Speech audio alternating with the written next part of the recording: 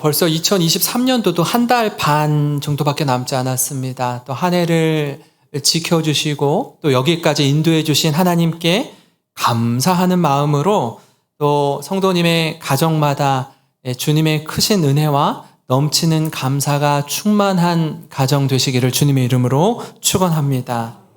우리는 몇 주 전에 오순절에 임한 성령 충만에 대해서 함께 나누었습니다. 예수님께서 십자가에 죽으시고 부활하시고 승천하신 이후에 약속하신 성령을 기다리라 라는 말씀을 의지해서 마가의 다락방에 120여 명의 성도들이 모여서 기도하며 성령을 기다렸습니다. 그때 불같은 것이 강한 바람과 함께 그 모인 성도들 머리 위에 불같은 성령이 임하고 이로부터 교회가 세워졌습니다.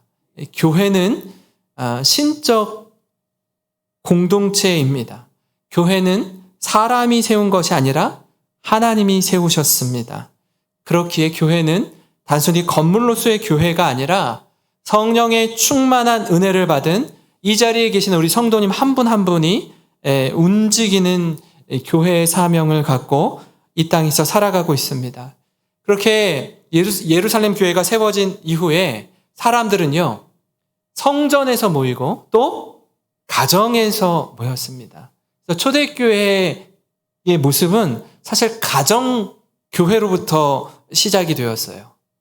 건강한 공동체의 특징 중 하나는 뭐냐면 그럼 모이기에 힘쓴다라는 겁니다. 모이는 걸 기뻐하고 즐거워하는 것입니다. 은혜 받으면 여러분 함께하고 싶습니다. 함께 모여서 떡을 떼고 교제하며 받은 은혜에 대해 감사를 나누는 공동체, 그 공동체가 교회인 줄 믿습니다.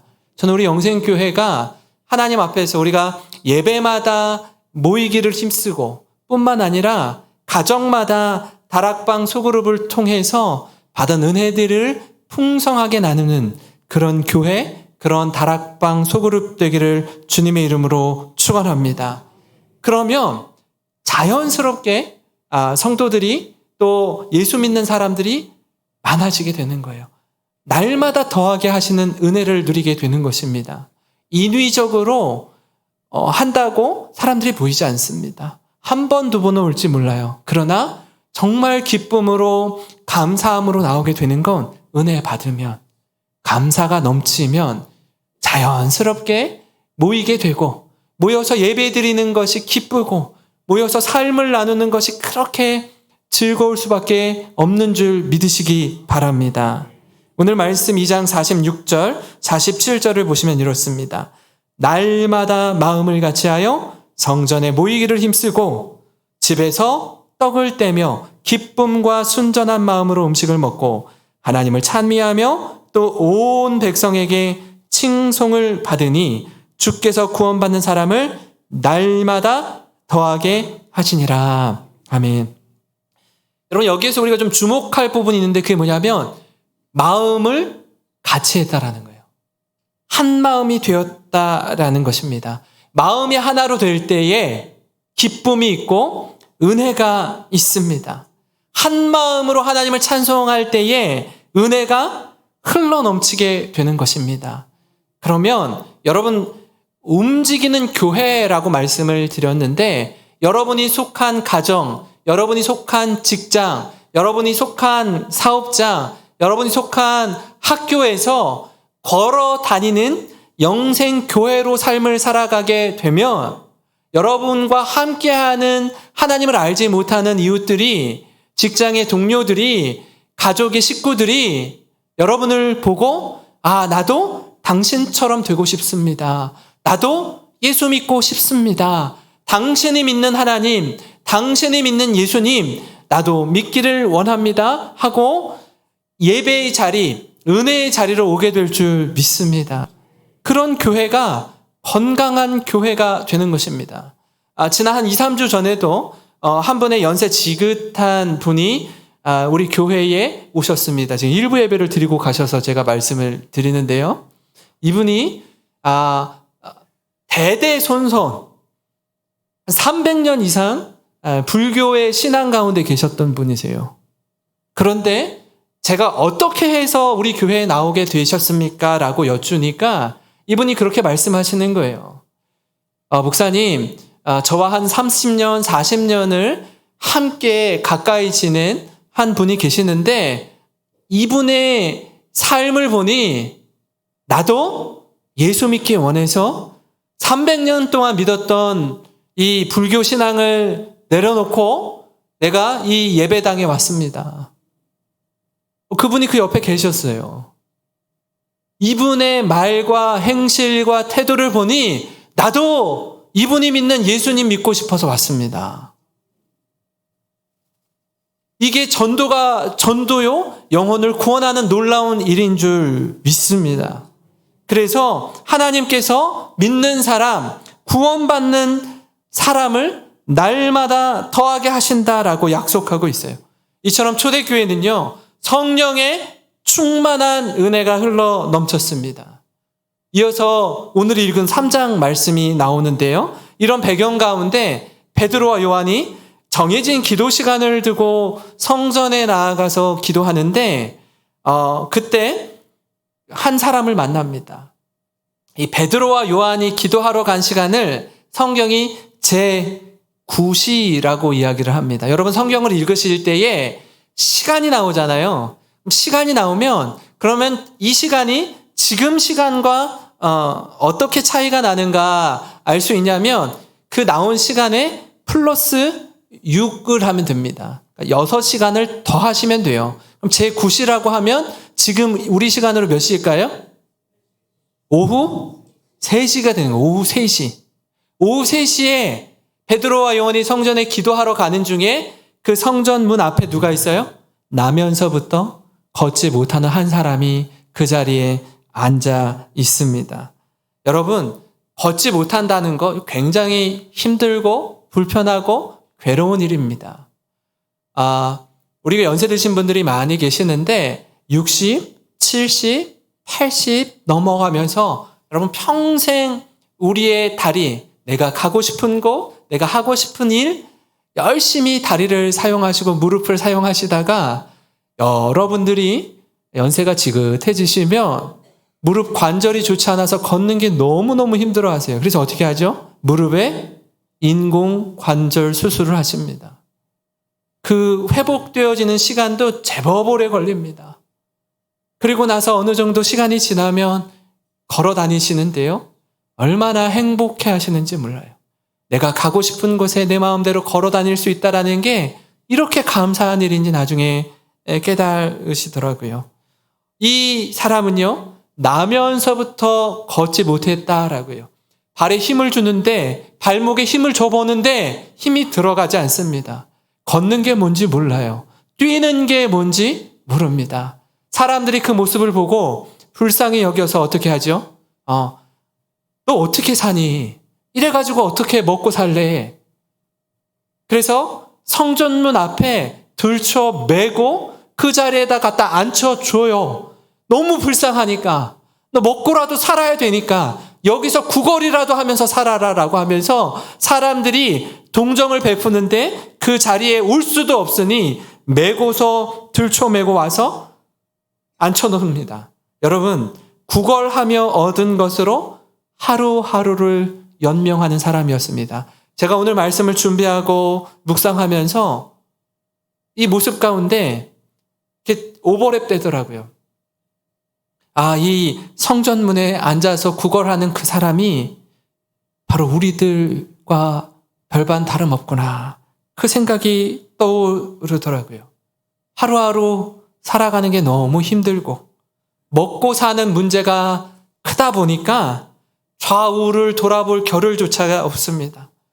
때로는 하루 벌어 하루 사는 이 하루살이 인생처럼 사는 게 너무너무 힘든 분들이 계셔요.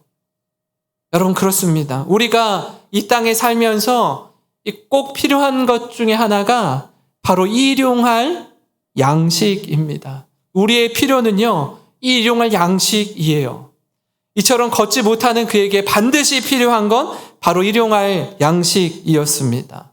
사도행전 3장 2절 3절을 보시면 나면서 못 걷게 된 이를 사람들이 메고 오니 이는 성전에 들어가는 사람들에게 구걸하기 위하여 날마다 미물이라는 성전문에 두는 자라.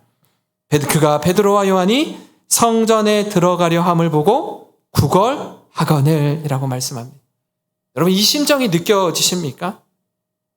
아마 어떤 분은 이 성전문에 앉아있던 것처럼 절박함을 경험한 분들이 계실 거예요. 눈앞이 캄캄하고 앞으로 어떻게 살아야 될지 막막한 분들이 계실 거예요. 숨조차 제대로 쉴 수 없는, 그만큼 힘겨운 가운데 사는 분들이 계십니다. 하나님께 기도할 수밖에 없어요. 간절히 기도합니다. 하나님, 이 하루도 무사히 지나게 하여 주시옵소서. 사업하는 몇몇 분들을 만나면 종종 이런 말씀을 하시더라고요. 목사님, 기도 제목이 있습니다.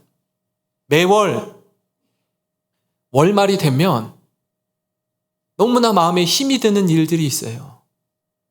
받을 돈이 있고 주어야 할 돈이 있는데 이게 어그러지면 사업이 너무너무 힘들어집니다. 그래서 매월 월말만 되면 그렇게 힘이 들 수 없어요. 직장 생활하는 분들 여러분 아시잖아요. 월급날이 잘 안 돌아와요. 너무 더디게 가는 것 같아요. 근데 사업하시는 분들은 뭐라고 말씀하시죠? 월급을 주어야 하는 날, 직원들에게 월급 주어야 하는 날이 너무 빨리 돌아온다는 거예요. 서로 간에 온도차가 있습니다. 하루하루 사는 게 그렇게 힘이 들어요. 주님의 은혜가 아니면 오늘 이 하루도 살아갈 수 없다라고 기도하는 분들이 계십니다. 여러분, 성전 문 앞에 있었던 이 안전뱅이 역시 마찬가지였습니다. 그날도 여느 때와 다름없이 누가 나에게 좀 돈 몇 푼 쥐어주지 않을까 하고 지나가는 사람들에게 가장 불쌍한 모습으로, 가장 긍휼을 베풀기 좋은 모습으로, 딱한 모습으로 쳐다보고 있는 거예요. 그런데 베드로와 요한이 지날 때 뭐라고 하죠? 우리를 보라라고 얘기합니다. 우리를 보라. 그 말에 눈이 번쩍 띄어가지고 이 사람이 내게 뭔가 주려나 보다, 오늘도 일용할 양식을 좀 얻나 보다 하고 쳐다봅니다. 오늘 말씀 5절인데요. 그가 그들에게서 무엇을 얻을까 하여 바라보거늘. 오늘도 일용할 양식을 얻는구나. 기대하는 마음으로 바라봅니다. 그 바라보는 게 안전뱅이가 할 수 있는 최선이었어요. 여러분, 우리도 매일 이 사람과 같이 똑같이 기도하지 않습니까?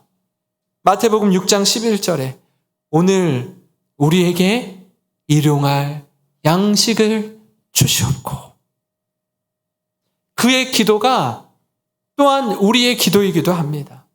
여러분, 꼭 필요한 기도예요. 하나님을 의지하는 기도입니다. 하나님의 은혜 없이는 단 하루도 살 수 없다는 간절한 기도입니다. 그러나 여러분, 이 기도에 우리가 머물러서는 안 됩니다. 왜냐하면 우리는요, 일용할 양식으로만 살 수 없기 때문입니다. 우린 분명히 육신을 가지고 있기 때문에 반드시 일용할 양식이 필요합니다. 그러나 동시에 영적인 존재이기에 일용할 양식만으로는 채워지지 않는 우리 영혼의 목마름, 영혼의 갈망이 있습니다. 아무리 많은 부를 쌓아놓아도, 아무리 높은 자리에 올라 있어도, 아무리 많은 사람들의 인기를 누려도 마음 한켠에 채워지지 않는 영혼의 공허함이 있습니다. 여러분 아시잖아요. 우리가 생각할 때에 남부럽지 않게 사는 사람들, 재산이 수백억, 수천억, 몇 조를 가지고 있는 부한 사람들, TV에 보면 저 사람은 부러울 게 하나도 없겠구나. 걱정, 근심이 전혀 없겠구나. 천국을 소망하지도 않겠구나. 왜? 이 땅이 천국이니까. 하고 싶은 대로 마음껏 살고 누릴 수 있으니까 하는 그 사람이 여러분 마약에 쩌들고 도박에 빠지고 불륜을 저지르고 왜 뭐가 부족해서 뭐가 아쉬워서 뭐가 어려워서 우리가 생각할 때 도무지 이해하지 못하는 것에 빠져서 헤어나오지를 못할까라고 생각하잖아요. 왜 그렇습니까? 그것만으로 채워지지 않는 영혼의 공허함이 있어서 그렇습니다. 목마름이 있어서 그래요. 우리는요, 떡으로만 살 수 없습니다. 그러면 무엇으로 채워야 할까요? 마태복음 4장 4절에 예수께서 대답하여 이르시되 기록되었으되 사람이 떡으로만 살 것이 아니오 하나님의 입으로부터 나오는 모든 말씀으로 살 것이라 하였느니라. 여러분, 사람은요 떡으로만 살 수 없습니다. 하나님의 말씀으로 살 수 있습니다. 하나님의 말씀이 우리를 살립니다. 말씀이 우리를 새롭게 합니다. 그 말씀이 우리의 영혼을 만족해 합니다. 사랑하는 성도 여러분, 우리 안에 영과 육의 감사와 은혜가 넘치기를 간절히 소망합니다. 지난 한 해를 돌아보면서 때를 따라 돕는 은혜로 우리를 채워주신 이 물질의 축복도 있지만 더불어 우리의 영적인 온도가 상승하는, 그래서 우리의 영혼이 따뜻해지고 영적으로 성숙하고 성장한 것에 대한 감사가 넘치는 우리 모든 성도님 되시기를 주님의 이름으로 축원합니다. 그런가 하면요, 여러분, 미문에 있던 안전뱅이를 향해 우리는 날마다 하나님 일용할 양식을 주옵소서라고 기도하지만 하나님이 진정으로 우리에게 주시고자 하는 것이 있습니다. 그것이 무엇이냐 하면 바로 예수 그리스도의 복음입니다. 사실 베드로와 요한이 안전뱅이를 향해서 우리를 보라 라고 해서 쳐다보잖아요. 그럼 뭐 하나 주겠지라고 기다리는데 베드로와 요한에겐 안전뱅이에게 꼭 필요한 일용할 양식, 수중에 은과 금이 없었습니다. 없었어요. 그러나 그에게 정말 필요한 것, 그에게 꼭 있어야 할 것, 바로 예수 그리스도의 복음을 선물로 주었습니다. 사도행전 3장 6절인데 우리 같이 한번 읽겠습니다. 시작. 베드로가 이르되 은과 금은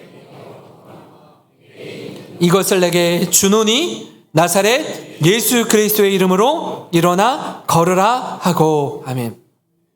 여러분, 그가 그토록 원하는 은과 금은 그에게 없었습니다. 그러나 내게 있는 것, 베드로와 요한에게 있었던 것이 무엇입니까? 예수 그리스도의 이름, 그 복음이었습니다. 그 이름을 전하는 것입니다. 성전 미문에 앉아있는 이 거린뿐 아니라 우리 모두에게 필요한 이름, 바로 예수 그리스도를 전하는 것입니다. 여러분, 우리에게 누구도 예외 없이 예수 그리스도가 필요합니다. 세상 모든 걸 다 가지고 있다 할지라도 예수 그리스도가 없으면 여러분 아무것도 없는 것입니다. 세상 모든 걸 다 잃는다 하더라도 예수 그리스도가 있으면 모든 걸 다 얻은 자인 줄 믿습니다. 예수님의 이름에 생명이 있습니다. 예수 이름에 능력이 있습니다. 그 이름에 소망이 있는 줄 믿습니다. 베드로와 요한은요, 내가 만난 예수님을 전해요. 내가 경험한 예수 그리스도를 전하는 것입니다. 나를 위해 죽으시고 부활하신 그 예수님을 전하는 거예요. 그분이 길이요, 진리요, 생명이기 때문입니다. 사랑하는 성도 여러분, 우리 인생의 가장 큰 선물은 예수님의 복음입니다. 이 세상 무엇과도 바꿀 수 없는 복음을 선물로 받은 우리입니다. 지난 한 해를 돌아보면서 여러분, 가족이 한자리에 모여서 감사의 제목을 나눌 때에 무엇보다도 내가 예수 믿고 구원받은 것이 가장 큰 복임을 고백하는 여러분이 되기를 간절히 소망합니다. 그리고 추수감사절을 맞이해서 제가 여러분에게 한 가지 과제를 드리고 싶은데요. 오늘 예배 후에 집으로 돌아가셔서 내게 복음을 전해준 그분에게 연락하셔서 또는 만나셔서 감사의 고백, 감사의 마음을 전하시기를 바랍니다. 어떤 분은요, 부모님을 통해서 예수님의 복음을 듣게 되신 분이 있고, 형제를 통해서, 자매를 통해서, 다양한 사람들을 통해서 복음을 듣게 된 분이 계실 거예요. 어떤 분은 그 복음을 듣게 된 시간이 오래 지나서 아주 어렸을 때에 복음을 들은 분도 계시고요. 연세 지긋하셔서 복음을 들은 지 얼마 되지 않으신 분도 계셔요. 한번 생각해 보세요. 내가 예수님을 믿지 않고 살았다면 지금 어디에서 무엇 하고 있을까 한번 생각해 보세요. 세상에서 가장 귀한 선물, 복음 때문에, 복음으로 인해서 우리가 크고 작은 어려움에도 주님의 은혜 가운데 이 자리에 서게 된 줄 믿습니다. 그 감사의 고백이 여러분에게 있으셨으면 좋겠습니다. 또 한 가지는 뭐냐면, 제가 종종 드는 예인데요. 그 하나님께서 우리를 구원하시고 또 천국의 은혜를 누리게 하셨는데, 우리가 죽어서 천국에 입성하게 되면 이런저런 모습들로 우리가 함께 하게 될 테지만, 그곳에 가면 많은 사람들이 이렇게 줄을 서 있는데 그 줄 선 모습을 가만 보니까 저 앞에 있는 사람부터 수천 년 전부터 오늘에 이르기까지 그 사람 뒤에는 늘 그 사람이 복음을 전해서 구원받는 사람들이 이렇게 서 있는 거예요. 어떤 사람 뒤에는요, 무려 뒤를 돌아보니까 내가 복음을 전한 사람 한 100여 명이 쫙 있는 겁니다. 그 사람 뒤를 돌아보니까 10사람이 있기도 하고 5사람이 있기도 하고 100사람이 있기도 하고 1000사람이 있기도 해요. 그래서 그 복음이 계속 전해져서 오늘의 나에게까지 전해졌는데, 내 앞사람이 내게 복음을 전해주어서 내가 이 자리에 서게 되었는데, 내가 뒤를 돌아보니까 내 뒤에 아무도 없는 거예요. 내 뒤에 아무도 없다라는 건 뭐예요? 수천 년 동안 전해진 복음이 내가 아무에게도 복음을 전하지 않아서, 아무에게도 예수 그리스도의 복음을 전하지 않아서 그 복음의 줄이 끊어진 거예요. 그러면 되겠습니까? 그러면 안 되죠. 내게 전해진 그 복음의 능력이, 그 은혜가 나를 통해서 또 누군가에게 전해지는, 그 은혜를 풍성히 누리는 우리 모든 성도님 되시기를 바랍니다. 이것이 우리 인생에 있어서 가장 중요한 사명이요, 우리가 어떻게 살아야 되는지, 어떻게 죽어야 되는지를 보여주는 아주 큰 전환점이 될 줄 믿습니다.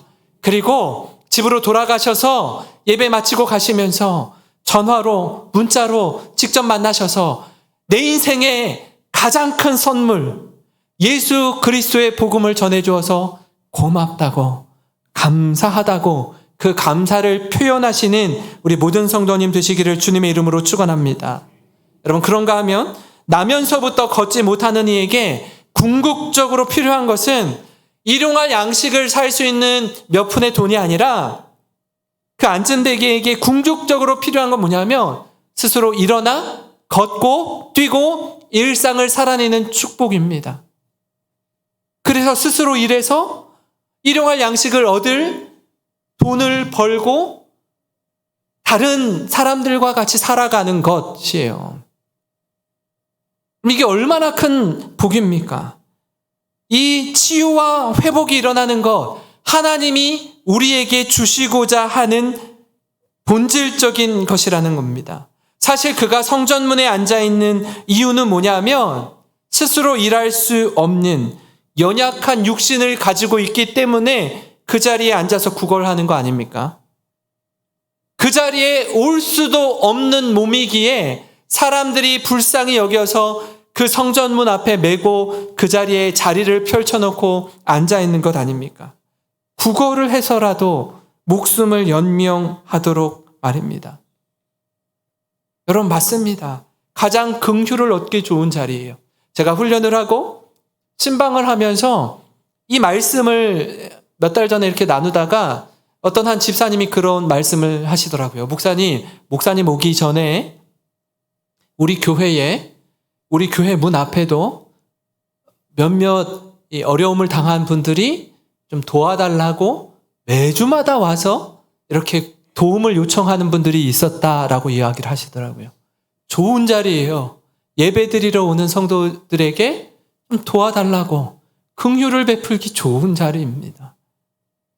그에게도 그런 아픔이 있고 눈물이 있었습니다. 그러나 기도하러 가던 이 베드로와 요한은 궁극적으로 그에게 필요한 것이 무엇인지 알았습니다.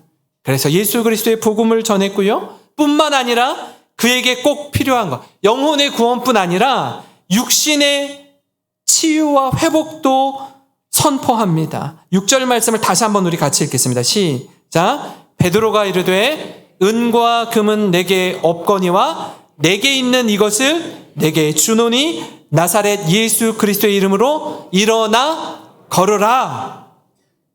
일어나 걸으라. 베드로와 요한에겐 예수 그리스도 그 이름에 능력이 있었습니다. 그리고 그 이름을 선포합니다. 예수 그리스도의 이름으로 일어나 걸으라. 여러분, 이 선포는 그의 평생의 소원이요, 그가 가장 바라고 소망하던 것이요, 궁극적인 치유요, 회복의 선언이었습니다. 그때 어떤 일이 일어납니까?